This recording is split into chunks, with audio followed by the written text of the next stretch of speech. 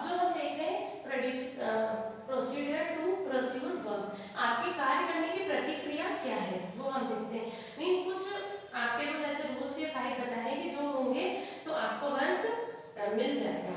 अब वर्क में पहले अपन पढ़ चुके हैं कि फाइनेंशियल ईयर में सिर्फ 100 डेज आपको वर्क मिल जाएगा। अब जो आप जिस फैमिली को वर्क चाहिए वो लोकल रेसिडेंस होना चाहिए ग्राम पंचायत का, उसको ग्राम पंचायत से एक जॉब कार्ड मिलना चाहिए। अगर आपके पास जॉब कार्ड होगा तो आप इस स्कीम के अंडर वर्क कर सकते हैं। आपकी फैमिली रजिस्टर्ड होना चाहिए ग्राम पंचायत के अंदर की जॉब के लिए, और family should apply for the work. अगर अनस्किल्ड वर्क जो होता है, जो अनएजुकेटेड मतलब वो वर्क अगर रेडी है अनस्किल्ड वर्क करने के लिए तो जॉब कार्ड में तो ही आपको जॉब कार्ड प्रोवाइड हो सकेगा। और फैमिली रेडी होना चाहिए आपकी फैमिली की, हाँ वो अनस्किल्ड लेबर करने के लिए तैयार है। अगर वो रेडी है तो ही उनको वर्क मिलेगा। अब जैसे हम देखते हैं जॉब कार्ड, जैसे हमने देखा है कि जॉब कार्ड क्या है, तो जॉब कार्ड क्या होगा, जैसे कि आपको पेज नंबर 274 पे you are seeing a picture, उसमें जॉब कार्ड बता रहे हैं। एक पिक्चर में आपको दिख रहा है। अब जॉब कार्ड क्या होता है, रजिस्टर्ड जो भी फैमिली रजिस्टर्ड होगी ग्राम पंचायत के अंदर, तो आप सारी इंफॉर्मेशन आपकी फैमिली की उसके अंदर होगी कि how many peoples you are in a family. After that जो आपका जॉब कार्ड बन गया है वो 5 इयर्स तक वैलिड होता है कि आप उस जॉब कार्ड से 5 ईयर तक वर्क कर सकते हैं। आपको ग्राम पंचायत जाके उसकी एक्सपायरी डेट से 1 मंथ पहले उसको रिन्यू करवाना रहेगा। अब आपका जो जॉब कार्ड है वो आपके बीपीएल सर्वे जो होगा उस सर्वे के अकॉर्डिंग आपका जॉब कार्ड रेडी होगा।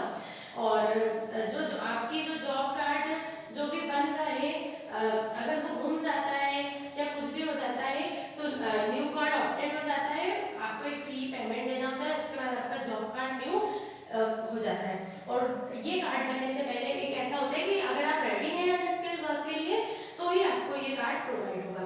अब कुछ फैसिलिटीज है, मतलब जिस साइट पे आप वर्क करने जा रहे हैं वहां पे आपको क्या क्या फैसिलिटीज मिलेंगी। आपको एक सेफ ड्रिंकिंग वाटर मिलेगा, रेस्ट करने के लिए आपको एक शेल्टर मिलेगा, फर्स्ट एड की जितनी भी फैसिलिटीज हैं अगर वहाँ पे इंजरी होती है तो वो भी वहाँ पे अवेलेबल है।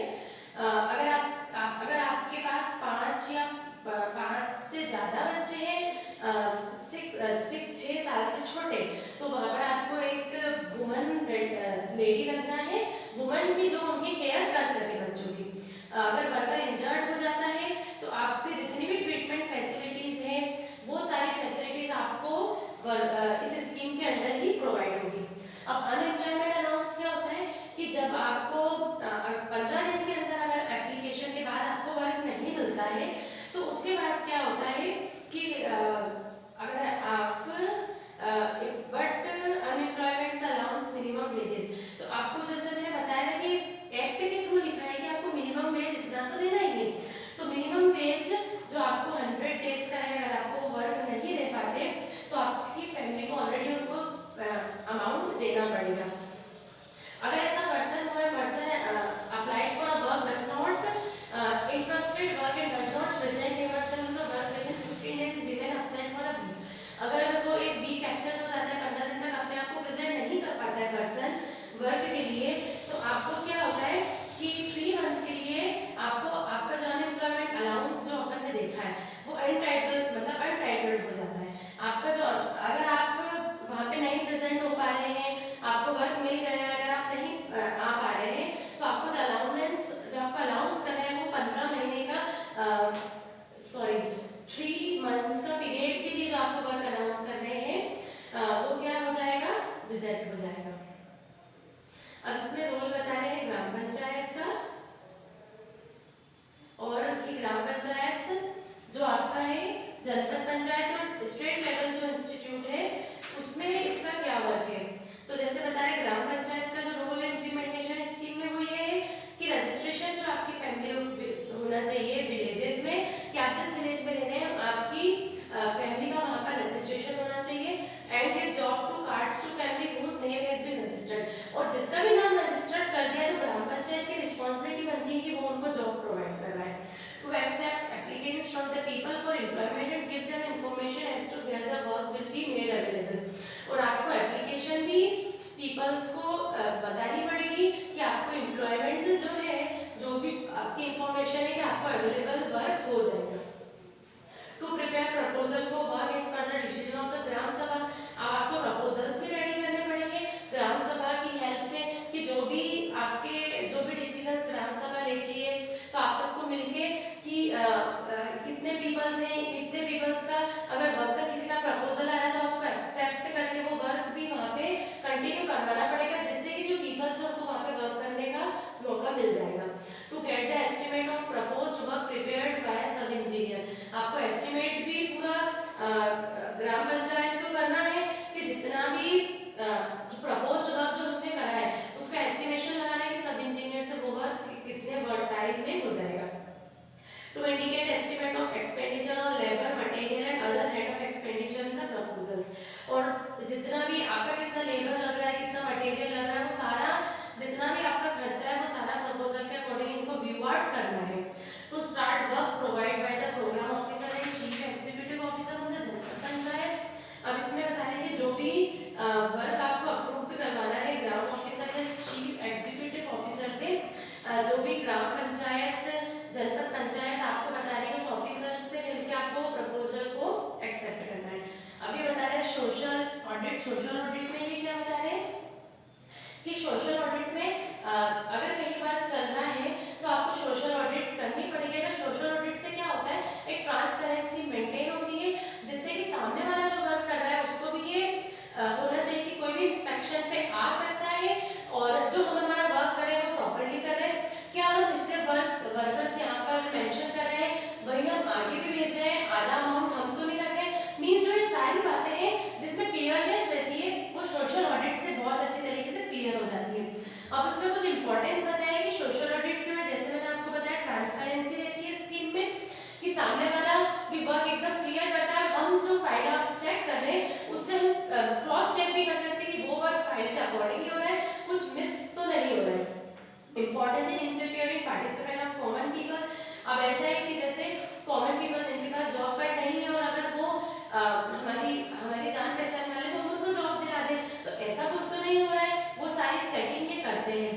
और रिस्पॉन्सिबिलिटी, सामने वाला अपनी रिस्पॉन्सिबिलिटी बहुत अच्छे से कंटिन्यू करेगा अगर हमारी सोशल ऑडिट टाइम पर वहाँ पे होती रहेगी, और उनको उनके राइट्स की भी अवेयरनेस रहेगी कि नहीं मुझे मेरा काम बहुत अच्छे से करना है। इरेगुलरिटीज जो होती है, लेट आना, जॉब ना देना, आज वर्क बोला है तो 15 दिन बाद देना, ठीक है आज वाले प्रोग्राम को डिले करना, तो जितनी भी ये इरेगुलरिटीज रहती हैं इनको भी रिमूव करने में सोशल ऑडिट बहुत अच्छी हेल्प करता है। अब आपको 277 पेज पे दिखती है committees for redressal of complaints. जो ये कंप्लेंट्स का जो रिलेशन बता रहे हैं कि ग्राम पंचायत लेवल पे कंप्लेंट का क्या होता है, जनपद लेवल पर, डिस्ट्रिक्ट लेवल पर, स्टेट लेवल पे, it is a homework, you have to read it. अब हम देखते हैं कि कौन से वर्क जो है जो इस स्कीम के अंडर हम ले सकते हैं। तो इसमें हम देखते हैं वाटर रिसोर्स से रिलेटेड, जैसा कि हमने फर्स्ट ही देखा था, नेचुरल रिसोर्स से रिलेटेड जो भी वर्क है वो इसमें हम इजी को ही दे सकते हैं। जैसे वाटर रिसोर्स से रिलेटेड ड्रॉट कंडीशन ना आए तो हम उसको अवॉइड करने के लिए जो वर्क करवा सकते हैं वो वर्क भी, जैसे एफोरेस्टेशन, पेड़ लगवाना, और इरिगेशन प्रोजेक्ट इसके अंदर भी हम ले सकते हैं। बहुत सारी इसमें योजना भी जो आती है उसको हम इन्वॉल्व करके उस पर वर्क करवा सकते हैं। और लैंड से रिलेटेड जो भी वर्क हो वो इस स्कीम के अंदर आ सकता है। फ्लड कंट्रोल, ड्रेनेज अरेंजमेंट, ये सारे जो वर्क है वो भी हम इस स्कीम के अंडर ले सकते हैं। और रोड वगैरह रूरल एरिया में वो भी इसके अंडर आ सकता है। और ऐसा कोई सेंट्रल गवर्नमेंट के थ्रू या स्टेट गवर्नमेंट के थ्रू बताया गया कोई नोटिफाइड वर्क वो भी हम इसके अंडर ले सकते हैं। अब इसमें देखा जाए तो आपको दिख रहा है there is a table in 279 page number. इसमें आपको स्कीम्स, उनकी डिटेल और प्रोजेक्ट का नाम बता रखा है। जैसे scheme including list 1 para 1 of the national rural employment guarantee act. अब इसमें क्या क्या हमने डिटेल्स इस स्कीम में इरिगेशन फैसिलिटी ली है, लैंड इंप्रूवमेंट लिया है, फ्रूट प्लांटेशन, इरिगेशन, और इन प्रोजेक्ट के नेम भी आपको आगे बता रखे कि ये प्रोजेक्ट उन्होंने लिए और इसमें जो जॉब कार्ड के थ्रू पीपल्स को वर्क भी कराया है। अब इम्पोर्टेंस क्या है इसकी, जो हमने देखा है नेशनल रूरल एम्प्लॉयमेंट स्कीम की इम्पोर्टेंस क्या है। एक तो अनएम्प्लॉयमेंट को दूर करा है इसने कि जो पीपल को वर्क नहीं मिल पा रहा था उनको वर्क मिल रहा है। सेकेंडली कि जो पीपल माइग्रेट हो रहे थे रूरल एरिया में से अर्बन एरिया में वो भी अब कम हुए, तो अगर उनको उनके ही एरिया में वर्क मिलेगा तो वो दूसरे एरिया में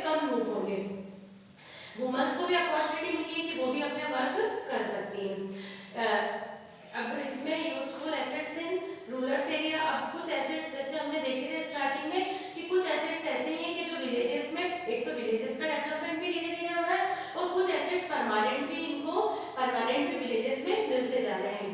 panchayat raj institutions are strengthening they are getting opportunity and useful important role in scheme. Panchayat raj institution को भी बहुत सारे इंपॉर्टेंस मिला है कि वो इस स्कीम में अपना योगदान दे सके और अपनी कुछ आइडियाज लगा के अपने इंस्टीट्यूशन के थ्रू वो इसमें इंक्लूड कर सके। This scheme help in develop a system where the rural area setup developed would be equality. अब इसमें पॉपुलेशन यहाँ बहुत ज़्यादा है तो बहुत सारे अनएम्प्लॉयड जो पुअर पीपल्स थे उनको भी अपना एक डेली जो हमारी बेसिक नीड्स होती है एटलीस्ट वो तो इस स्कीम से उनको पूरी मिल रही है।